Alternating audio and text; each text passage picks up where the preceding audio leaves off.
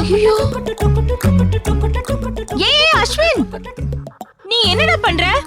ஏன் கண்ணை கட்டிட்டு இறங்கி வர? எங்கயாவது விழுந்துட்டேனா? ஏற்கனவே விழுந்துட்டேன்.